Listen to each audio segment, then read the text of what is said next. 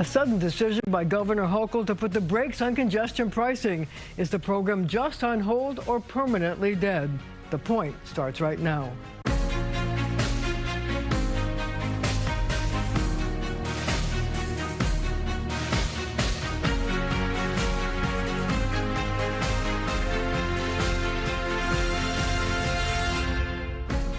Catherine Wild is the president and CEO of the Partnership for New York City. She was also on the panel that set the toll rates for congestion pricing. So anybody is talking about in New York these days is the fact that the governor called an audible at the last minute and decided to pause congestion pricing. I wondered if you were surprised at the governor's move. I was very surprised and disappointed. But the question then becomes, is this pause just a pause? Is congestion pricing on life support, or is it dead in the water? I spoke to the governor yesterday. She assured me it was temporary. So I am hopeful that we'll see it come back. It's something that I've worked on for 20 years. So do you think that this decision hurts the governor or helps the governor? I'm not sure what the governor was trying to get out of it. She explained that she's worried about the little people who might be affected, but in fact 90% of the people who are commuting into the city to work, coming into the city, are using public transportation, and this was a way to invest in public transportation. And for those who have to drive in, or the delivery trucks, the businesses, etc., the reduction in traffic congestion is the best thing we could do for them, because that is costing them $20 million a year in lost productivity and extra fuel costs and environmental damage, etc. So really what people across the world in cities where they have introduced congestion pricing, everybody complains before it comes in, another tax, another toll, and as soon as they see how it works and how it makes life so much more pleasant and efficient and saves money, all of a sudden everybody's for it. So we just want to get it started, let people experience it. If it doesn't work, it doesn't work, but I think it's going to be terrific. See, but when you looked at the people who reacted after the governor made her announcement, the lawmakers who live in transit deserts were 100% behind her, saying that it was really difficult for their people because they had no transit options. So while you and I have talked about the fact that most people who come in can afford the $15 tax, they argued that they can't. So what do you do about the people in these transit deserts that have no option but to drive, and they're not making a whole lot of money? Well, there are two things. Number one, the MTA is looking at those situations and how it can improve their transit options. They have provided for the minivans that come in addition to the MTA express buses, they've provided free exemption to the minivans that come in. And the MTA also is considering all they can do to discount fares for low-income people, for disabled people. So there are actual exemptions from the toll, and we've only got a toll one way, and if you come in like you've got a night job, it's $3.75. It's not $15. So there are all those ways. But on the other hand, any other source of financing is all going to fall on the back of New York City taxpayers and New York City business, which is already paying 44% of the cost of the MTA, or the fares. The riders are going to end up paying. Somebody's going to pay. This way, with congestion pricing, the folks who are driving in, who are mostly from Connecticut, New Jersey, upstate, those folks would have been sharing. And right now, the tolls from vehicles coming into the central business district are only 13% of the revenue. So it's all out of whack, and congestion pricing was going to help fix that. I guess the thing I was wondering about was her argument about inflation taking a toll on people's pocketbooks, and worried about the ability of people to deal with this at a time when, as she said in her speech, everything seems to be rising, including the price of gas, the price of rent, the price of everything. Affordability is a huge issue, and there I sympathize with the governor. She is absolutely right that the affordability is a huge issue. But the congestion toll, again, 3% of the people who work in the Manhattan business district drive to work. those are not the poorest 3%. Believe me. So I don't think this affects affordability one way or the other. I have sympathy with the Broadway theaters who have had trouble getting suburban folks to come back to the theater, but I think that's more about the illegal marijuana shops and the fear of getting, you know, mugged than it is about the $15 toll on top of your $300 theater ticket and your $500 dinner. Well, let me ask you this. You have a situation where allegedly the MTA board has to approve the decision to pause congestion pricing. Given the fact that board members I've spoken to say they were blindsided and they didn't know, and she has only 6 appointees out of 23 on the board, what's the over-under on whether the board will actually go along with it, or they may decide that they don't want to do it? I don't know what step the board is going to take. I know that just about, I think all but one of the board members voted for this just a couple of months ago. Exactly. And I was there to testify in support of it. They had an almost unanimous vote in support. And I think now they've got fiscal responsibility. The board members are in a spot where they've got a $15 billion hole in their budget without the toll revenues over the next 5 years. So I don't know what they're going to do. I feel badly for them because they're stuck with a tough problem. But see, here's the point. If all but one person voted for this, how did they then come back months later and vote, yeah, we're going to pause it? It doesn't seem to compute to me. I didn't know that they had to vote on a pause. I think they would, if they wanted to vote to override the pause, that would be a different question. So nobody, this is like sort of uncharted territory. This is totally uncharted territory, and nobody's quite sure what to do or what's legal, what isn't. It's tough, and I think that hopefully there'll be a way to resolve this. Depending on what happens in Albany, there'll be they have to have a conversation to resolve this. We can't leave this $15 billion hole in the MTA capital plan. Something has to happen. The MTA has contracts for construction. They've got a lot of legal liabilities. They can't just ignore it, and they've got a very tight budget. Well, what about the idea that you do this bill that would have an IOU that would allow the MTA to bond $1 billion? Does that have any chance at all of being a reality? Well, it's a tough swallow. What we want to see is congestion pricing move forward, because next year we start funding for the new 5-year capital plan. This is the current 5-year capital plan we're talking about.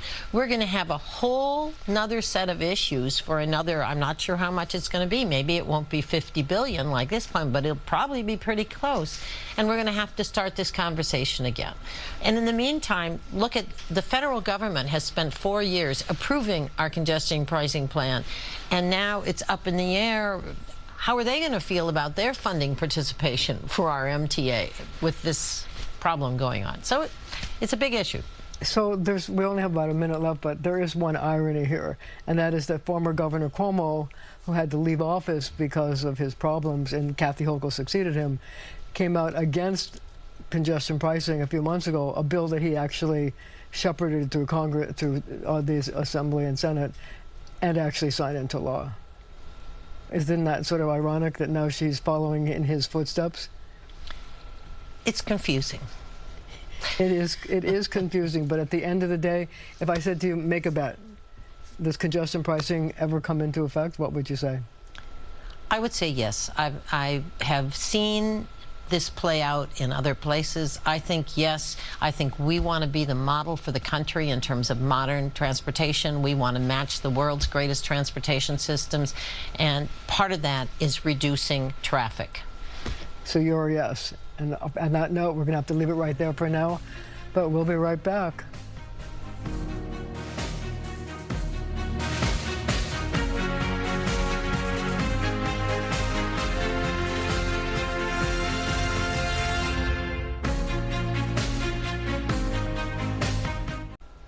I'm joined now by Brooklyn Councilman Lincoln Ressler. So the question of the day, congestion pricing. Were you surprised that the governor decided at the 11th hour to put the brakes on it? Shocked. Truly shocked. You know, after 17 years of advocacy around congestion pricing, Kathy Hochul had been the most outspoken supporter of congestion pricing in New York State, had invested hundreds of millions of dollars. We were ready to launch the program in weeks, and she pulled a 180. And I am horribly disappointed. Congestion pricing is critical for funding our mass transit system, and it's critical for reducing our dependence on cars and trucks. So what's the politics of this? I mean, does this get her votes or make it more difficult? I think this has been handled in such a way where the governor's come away with fewer friends after having pulled off this switcheroo. I'm really disappointed. I think many New Yorkers are extremely disappointed, and I don't think that the people who are against congestion pricing are happy with her, because she's still saying she supports it. She's just saying she's postponing. So do you think this is really because she wants to help Democrats running for Congress and help Hakeem Jeffries possibly take control of the House? It's possible. I don't know what her real rationale is. What I can say is that what New Yorkers want are elected officials who have conviction, who are authentic, who stand up for what they believe in. We all thought that Kathy Hochul was a champion of congestion pricing. She had been pushing hard for it for years, and at the 11th hour, 11th and a half hour, to turn off the faucet was really horrible. So let's change gears for a second. This week, the City Council passed a bill that would give the City Council the ability to approve 20 or 21 appointees of the mayor. You passed the bill. The mayor is obviously going to veto the bill. You'll override the veto. Why is this a good idea? By ensuring that mayoral nominees are reviewed by the council, we can secure more qualified, more competent, more ethical leaders in these really important positions in city government, overseeing our parks, our sanitation. You know, we need the best and the brightest, and the city council would conduct a vetting of candidates, hold a public hearing, and then vote. And I think that will yield better commissioners for the people of New York City. And we should point out that this already exists in the state legislature. Not just in the state legislature, where every single agency head in New York government is approved by the state Senate, but in Los Angeles, in Chicago, in Houston, in Phoenix, in all the other big cities around the country, most mayoral appointments are subject to the approval of their city council. And in Washington, 1,200 federal presidential appointments are subjected to the approval of the Senate. We're just talking about 20 positions here to make sure that people are properly vetted and that we get the most ethical people serving New York City. So why did you leave out the police commissioner or the fire commissioner and like that? The Speaker Adrian Adams, who drafted this bill and is doing a terrific job, she selected which agency heads. My understanding is that she thought this was a good starting point, and these are important positions.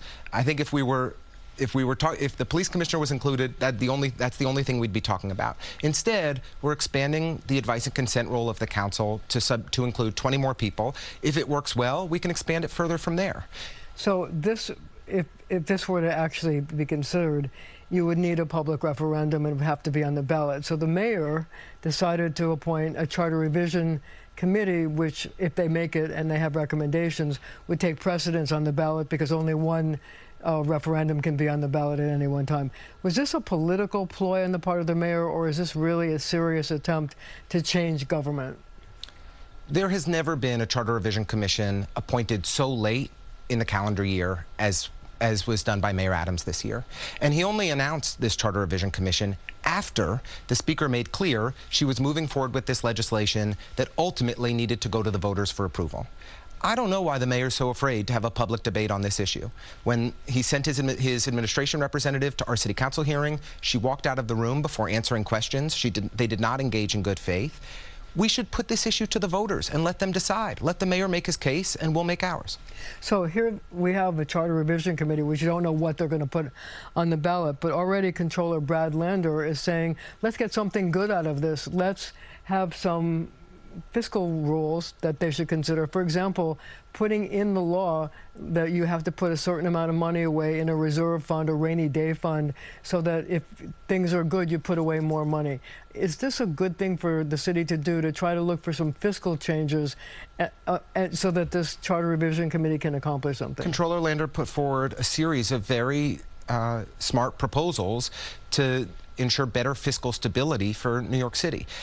In addition to making sure that we have proper reserves, he also suggested that the city do a better job of funding and maintaining our infrastructure so that we don't have a bridge collapse or something horrible like has happened in other parts of the country. The truth is that we have no idea what this Charter Revision Commission is going to do. They've had 2 public hearings, but they haven't included, no members of the public even showed up. This feels like a political charade. It's a very dubious Charter Revision Commission from my perspective, and we have to monitor it closely to make sure that they don't put forward some recommendations that could really undermine the people of New York City. Well, I have a question for you. Are there any issues you'd like to see in the Charter Revision that you would like to say, hey, Mr. Mayor, put these on the ballot as well? You know, the issue that I've been pushing for in the City Council that I'm hoping to pass into law that would be subject to a vote of the people is to restrict lobbying in New York City. And I've proposed a bill that would limit how much elected officials could lobby after they leave public office. Well, now it's 2 years, right? Well, it's 2 years that a council member isn't allowed to lobby the city council, but the council member is allowed to lobby everyone in the mayor's office. So what my bill proposes is that for 2 years, after you've been an elected official in New York City, you cannot lobby anyone in city government. It's a full 2-year period where no lobbying is permitted. I think that's the right way to go. I'd hope that this Charter Revision Commission would consider putting that before the voters. So just because the Charter Revision proposal is on the ballot, there's no guarantee that it's going to pass. No. So if it doesn't pass, would you try again to have the advise and consent law put on the ballot in the next referendum? Absolutely. And there's language in the bill that we passed this week that the Speaker had drafted that might even have a special election for her legislation to subject more mayoral appointments to advice and consent. Or we'll figure out other ways to make sure that this issue comes before the voters.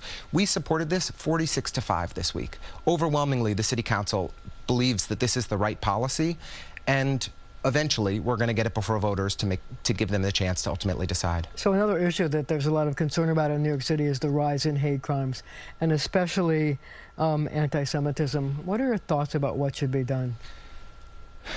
You know, we have seen an uptick in hate crimes against Asian Americans, against LGBTQ New Yorkers, but especially against Jewish New Yorkers. But I'll tell you, as a Jewish New Yorker, I'm not the recipient of hate violence nearly as much as visibly Jewish people in my community, Hasidic Jews, Orthodox Jews. And what I've been working on in my district is a new curriculum that we've just piloted at 3 of our middle schools that focuses on educating young people about hate and especially about anti-Semitism, and educates our middle schoolers about the histories of African Americans, Latinos, and Jews in our community. Many of the hate crimes that we see are perpetrated by young people, and they don't know better. So you want to reach them in schools? We've got to engage them at a young age, educate them, and help them understand that they should be more tolerant of their neighbors. On that note, we're going to have to leave it right there for now, but our conversation continues right after our show on our streaming channel, CBS News New York.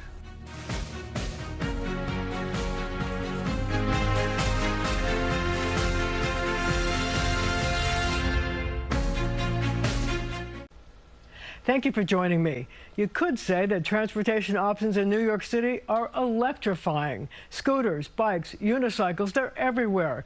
Has the time come to establish a special avenue just for them? Some think so, and they're weighing in on your point. Do you think it's possible for cars, bikes, and pedestrians to all share the same space? It gets complicated. I do, yes. Yeah, they should be able to. Yes. Yeah, why not? We should all be able to get along, right? Oh, you know what? If it was actually being managed well by the NYPD, then yes. Otherwise, no. Otherwise, no. I never really haven't thought about it, but probably not, no. No. Why not? because sometimes these guys, they don't go, the ones on the bike don't go by the directions, by the law. What about an all-electric avenue where only e-bikes, scooters, etc. could be on the avenue? Good idea, bad I think idea? that's a good idea also. Bad idea. I don't know, it's difficult in the city. I mean, you're taking a lot of parking away from people. Look how they do. They go up, they go down, they run the light, you know. They like gnats in a way. I almost hit one day, so Really? yeah. So you know, they don't. If they went by the rules, yeah, I think we can share it together. But they don't go by the rules. Even the schoolers, look, they running lights. I think that would be complicated since it would be very hard to enforce the rules on it. I think just safety-wise, it makes sense to have like a one lane for electric bikes, unicycles, whatever. Well, it's a lovely idea too. Again, if it's not being enforced, like we have a million laws on the books that just aren't enforced. How would you fix or reorganize New York City streets to make it safe for everybody? I think we just need to have a little more organization, and if people kind of paid attention a little more. But that's society today. I don't know. There's a lot of this.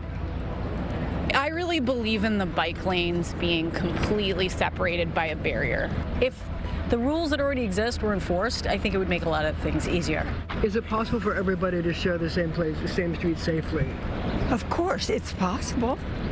Of course. Yes. Generally speaking, yes. They could if the laws on the books were being enforced. I don't think it's possible because there's always that one purpose, some group of people that just won't want to go with the rules. New Yorkers in general are very aggressive, especially pedestrians. I know I am, where you're walking across the street, barely being hit by a car. I mean, you don't go across in a crosswalk?